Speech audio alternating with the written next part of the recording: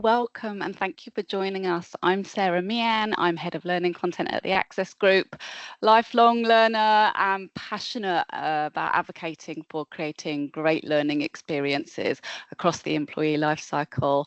I'm really honoured to be joined today by two of our customers. I'm going to hand over to them to introduce themselves. Tembi.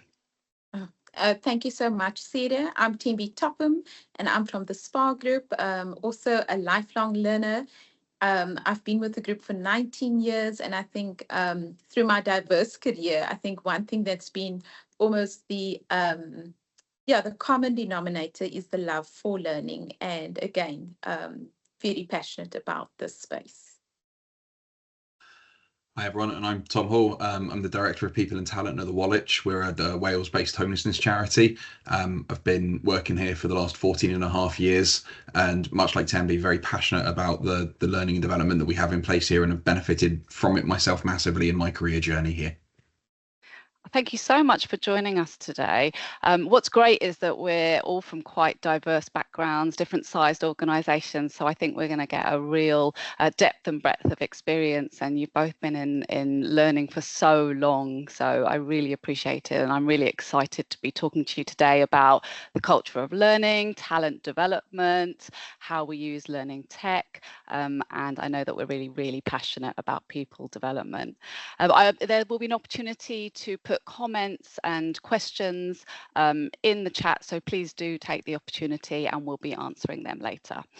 So maybe we just start really foundational, start at the beginning. How important is it to drive a high learning culture within your organisation? Perhaps start with you, Tom. Yeah, it's massively important for us. I think we're, as an organisation that's in the third sector, an awful lot of the challenges that we face when it comes to bringing people into the organisation is sometimes around our salaries.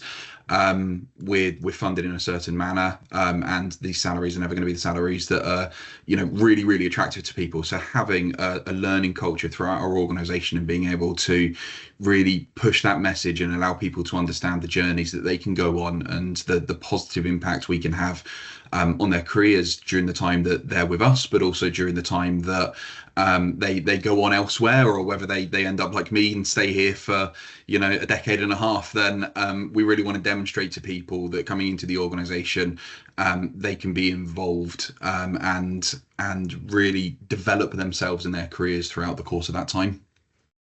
And the fact that you've been there a decade and a half, I think, proves that Woolwich has a really great learning culture, right? And I like that idea that you're really thinking about not just sort of like that transactional learning, but actually thinking about being really part of a transformational learning journey for the people within your organisation, both the time that they're there and the time beyond that as well. Tembi, what's your experience of creating a learning culture? Yeah, so Sarah, I think very similar to what Tom has expressed. I think what's been really wonderful was similar to Tom.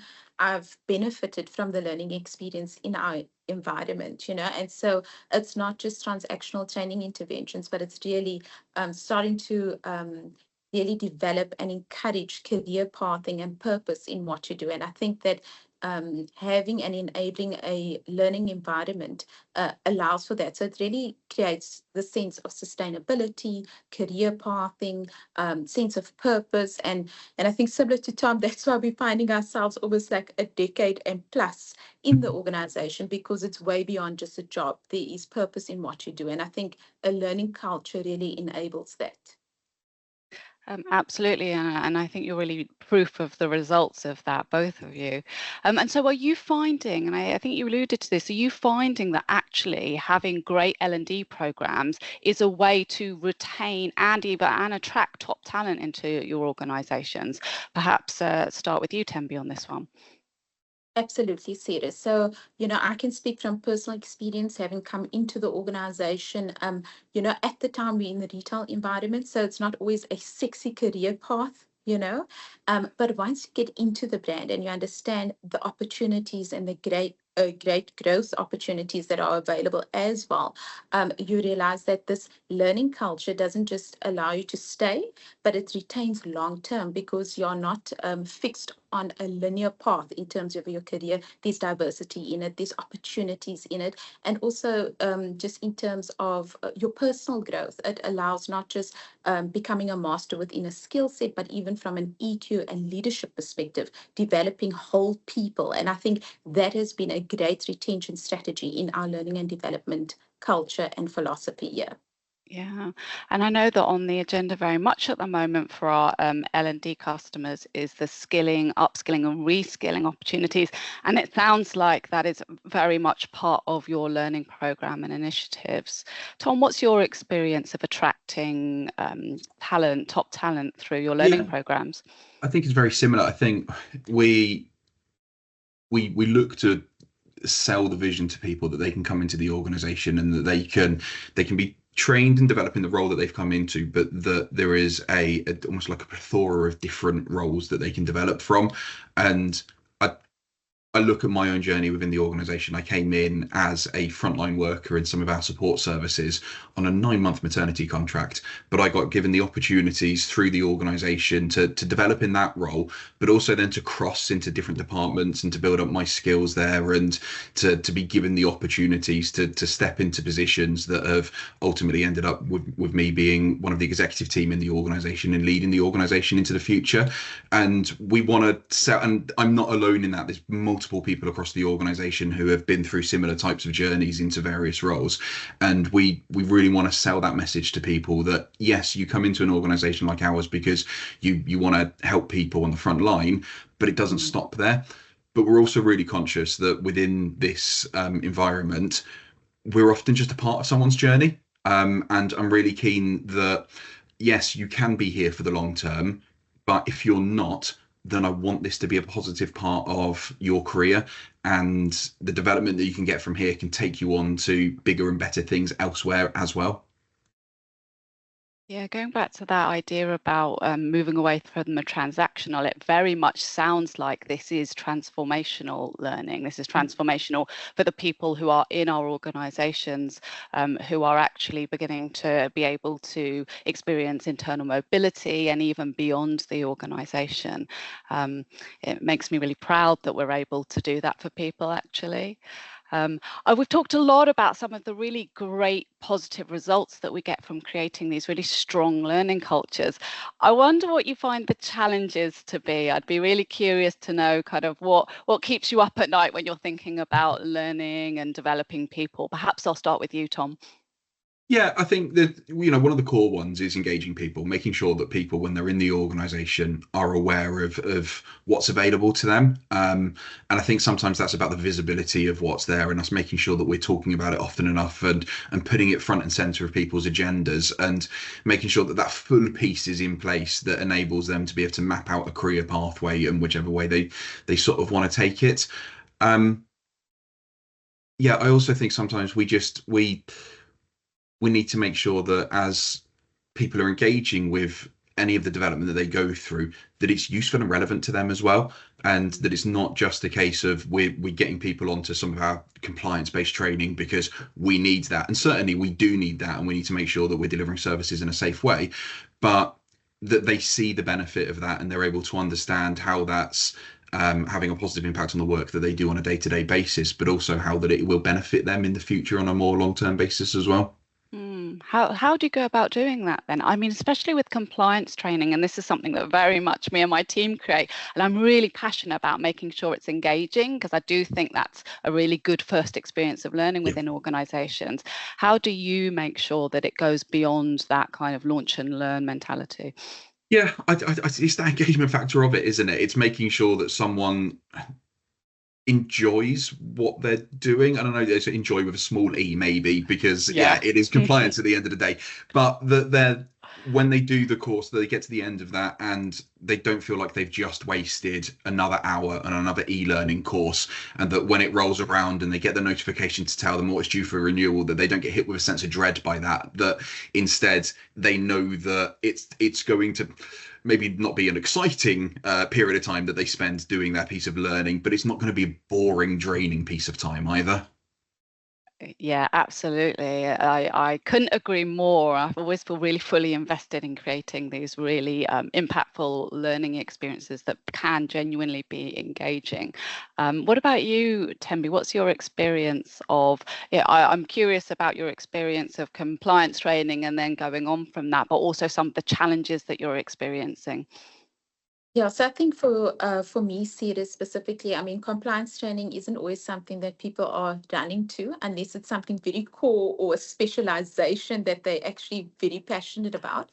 So I think for me, the big thing is creating the sense of purpose and why you need to do it, and understanding that it's there to support, protect, and enable the environment. Because if you don't just get that foundation right in terms of the compliance, you don't have time and space to actually do everything else that needs to be done. So you almost want to apply that saying, sometimes you need to do what you need to do so that you can do what you want to do, right? So I think with compliance training, it's around empowerment, understanding the why, and then once you're able to get that right, there's so much more you can bring in terms of your space. So I think that is an approach to doing it. And I think similar to Tom, what's been great is being able to put some of the compliance training on e-learning and engaging platforms where it isn't, just a classroom style where you're going through something, writing an assessment, and off you go, which can be quite daunting depending on the facilitator that you have in that session, and their passion that comes through. So I think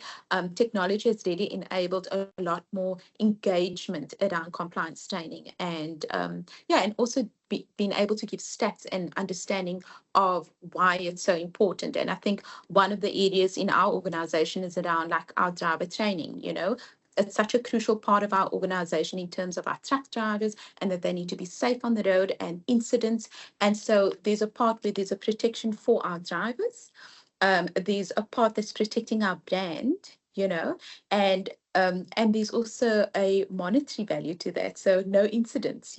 So I think when you start bring that full picture into it, compliance training becomes a lot more engaging. And then I think in terms of challenges, I think in the L&D space, we are never going to be without challenges, because as you're sort of getting a flow and a rhythm in terms of learning culture, and getting people on board in terms of embracing learning, new skill sets coming to the market. I mean, AI just hit us from nowhere, COVID hit us from nowhere.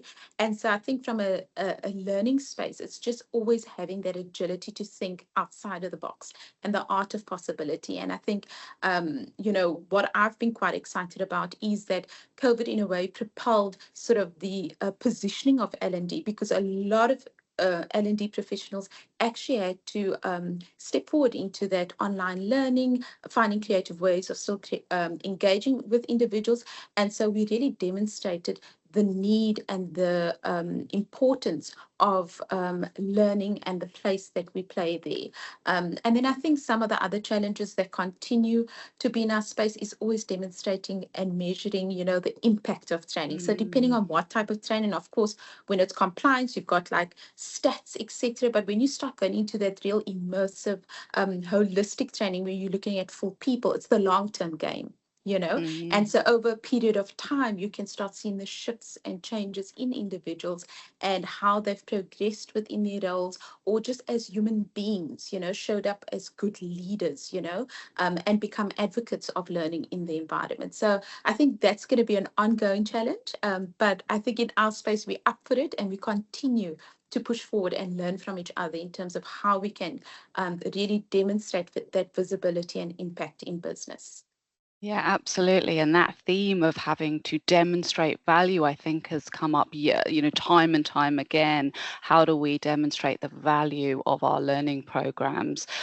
Tom, what's your experience of that? How are you demonstrating the value of your learning programs? I think we find it difficult at times. And I think if we're just relying on people's feedback as to how it's impacted them in their roles, and we're asking them to do that immediately afterwards, and we're asking them to do it 6 months further down the line, people can struggle to verbalize that sometimes, and to get across just how impactful that training has been to them. So instead, what we try to look at is the impact that it has across a lot of our other business measures. So if for example, we were to launch a management and leadership program and we had a focus specifically on absence management during that, what we would hope to see then is that initially we might get a little bit of a spike in absence cases or the management of absence cases, because suddenly there is an enhanced awareness amongst our management team as to the approaches that they should be taking there. But we'd expect then to see that trail off, and we'd expect then to see an increased attendance rate at work, and maybe some of our more long-term absence cases moving at a faster pace through the various steps that they need to go through to be effectively managed than maybe what they were doing before. Or if we were to launch something for some of our frontline staff around the way that they support the people that we work with, it might be around the way that we safely deal with a particular process or a particular issue that has come to the fore in support services. And we've got a really robust customer management system where we'll record all the interactions that we have, and we record things like incidents and the like. And again, we'd expect that to follow a similar sort of trend, where if we've enhanced someone's learning and knowledge on a particular issue, that we would again see that sort of spike graph happening, and then it trail off as we get better at understanding and recognizing maybe some of the triggers that allow us to put preventative measures in place before something becomes an issue in the first place. So it's I suppose it's changing that narrative from everything needs to be written in a feedback form and everything needs to be demonstrated that way, and more making sure that we're using proper business metrics to understand how impactful we can be. It really sounds like you're very much linking your learning programs to the outcome that you're trying to achieve. And I can hear all of the ways that you have been doing that. And it sounds like that has been having a really positive impact for your organisation. Tembi, similarly, have you been trying to link the learning and development initiatives to business outcomes? And how do you do that and demonstrate that? Absolutely. So I think, as Tom mentioned, it's an ongoing sort of challenge that we're working towards. But one of the things that we do, especially around our talent programs and leadership development programs, is look around innovative assessments. And so the idea with this is your ROI is almost looking at, like you said, your outcomes and putting it into some sort of practical assignment, project, or collaborative working group where you can start encouraging the individuals to not just embed the learnings, but to demonstrate it through these projects. And at the end of it, they have to actually present it or demonstrate the impact of the project based on the outcomes of the learning program. And so again, this is a longer term sort of view of the ROI, because as Tom mentioned, at the end of each course, when you get feedback, it depends on how that individual has experienced it then. I always believe that the real impact of learning is seen later in the reflection and when you actually start making it real in your workspace or your life space. And that usually takes a little bit longer time. One of the other things that we do, especially in our leadership programs, is that we do some sort of pre-assessment, whether that is a 360 or some sort of evaluation, depending on the intent of the program. So if it's something around self-leadership or your personal leadership philosophy, you'll do some sort of 360. And at the end of the program, whether that's 18 months later, etc., we'll do another review. And you as an individual can see the shifts for yourself. And so you almost have the opportunity to self-evaluate your the learning for yourself. And then again, we depend on a lot of advocacy because those individuals become quite passionate in speaking.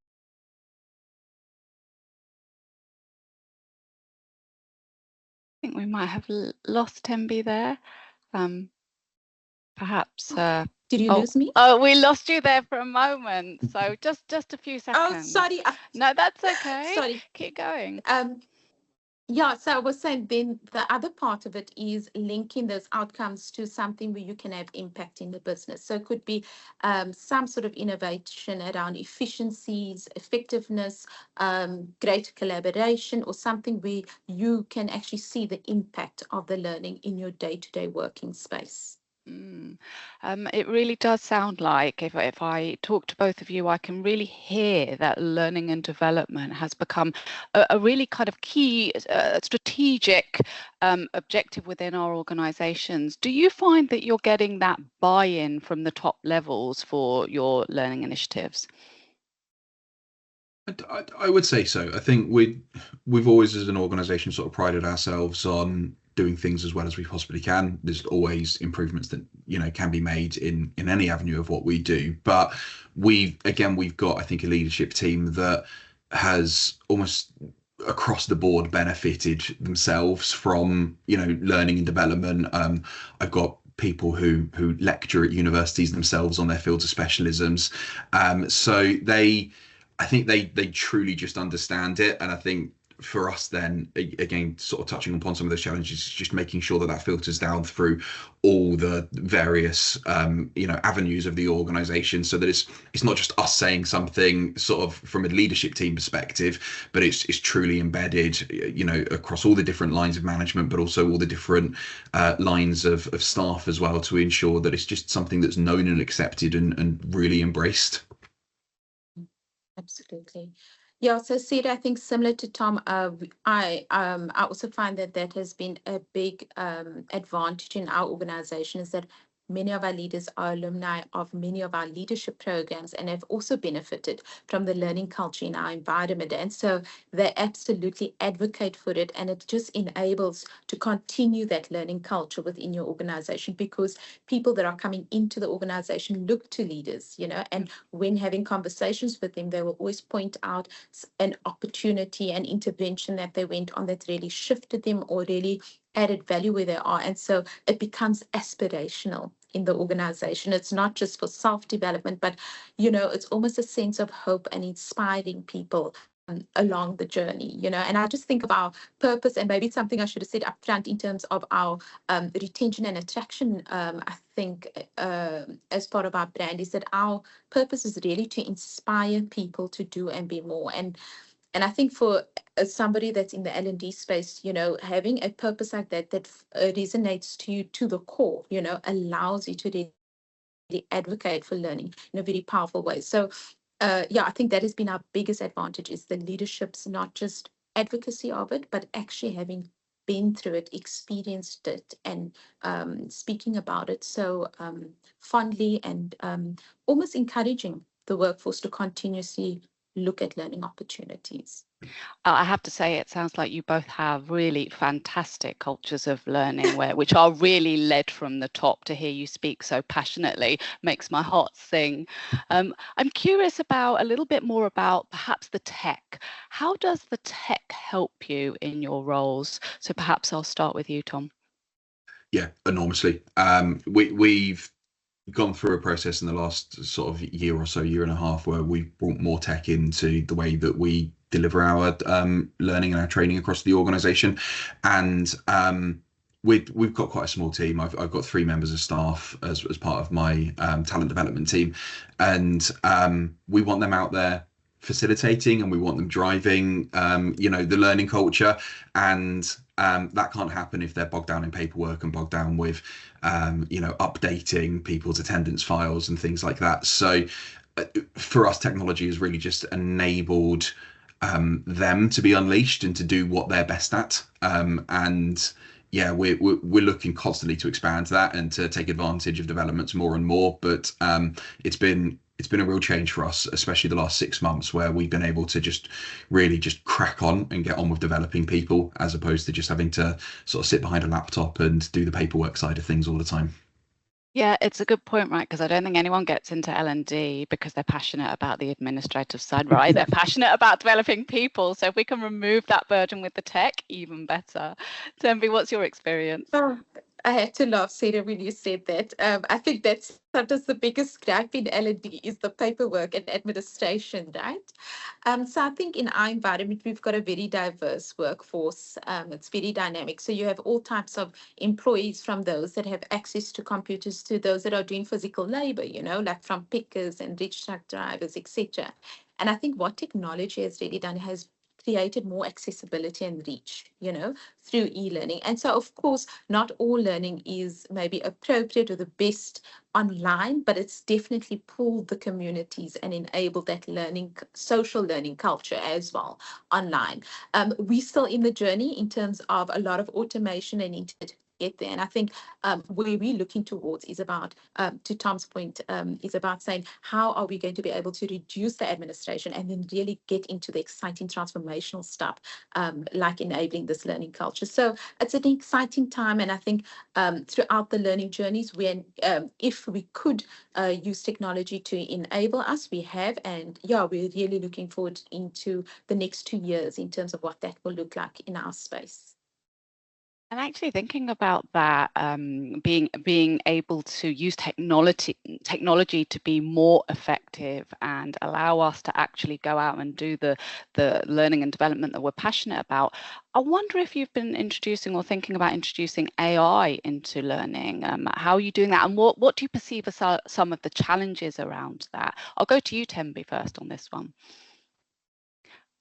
I think Tembi might have gone offline, so I might go to you, Tom. Okay, no worries. Yep. Yeah, we're thinking about it.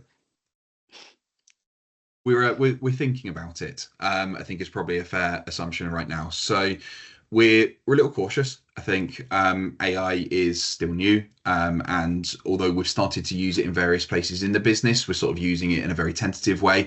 I think we want to make sure that if AI is rolled out more broadly across some of the things that we do, that we can just have faith and confidence that the information that it's going to be sharing with people is the right and accurate information. But we can certainly see where, again, if we're looking at efficiencies in some of the processes that we're responsible for, where AI can fit in that, we just need to build our confidence around it a little bit more. Tembi. Yeah, I think I'm back now. Yeah, you are. So from my side, Sarah, I mean, as I mentioned before, we're on the journey in terms of an integrated system, and I'm sure AI will be integrated into that as well. So we're really looking forward to that. But just in terms of embracing AI, I think from an HR perspective, there's the ethical consideration of how appropriately to use AI in the environment. So I think there's a big educational piece. And I think we're going to learn as we go along as well in industry and start having sort of whether that is regulations, etc. around that. But definitely from a embracing AI, I think that we have adopted that. So one of the things that we have almost advocated for in our environment is the use of Copilot, and so our L&D manager that's sitting at our central office, she's been really the pioneer in terms of L&D digitization, and she's partnered with the IT department and put Tech Tuesdays together. And so these are quick masterclasses in terms of how to use Copilot in your working environment, and I think that's really exciting. So I think Sarah, from my side, we can't stop AI. I think that if we think this has been a huge sort of like change and shift in terms of tech innovation, I think it's just going to get more and more. And so the quicker organizations embrace it and almost educate it into the environment appropriately, the better, not just for our workforce, but also for the organization. Yeah. Absolutely. And it's interesting because some of the excitement and the challenges that you'll both experience, I would very much mirror in content, that we are excited about the possibility of having much more effective workflows. And at the same time, we're being cautious because actually, as you say, there are these ethical considerations, but also these accuracy considerations, because we know that AI is still producing these hallucinations. So we're proceeding with caution, but very excited about where this could take us. And I think the expectation is high in the L&D space, but really there is there's a reality behind that we haven't quite set yet. This has been such an exciting conversation, and I almost feel sad that we've got to draw it to an end, because I could just talk on and on to you both. It has been so informative and great to hear about your successes, some of the challenges you're having, and the way that you're approaching that. I hope you've enjoyed the conversation. Thank you to everybody for joining us. I hope it was informative, and if you would like to know more, please do get in touch to the Access Group and drop some comments into the chat so we can answer your questions. Thank you. Goodbye.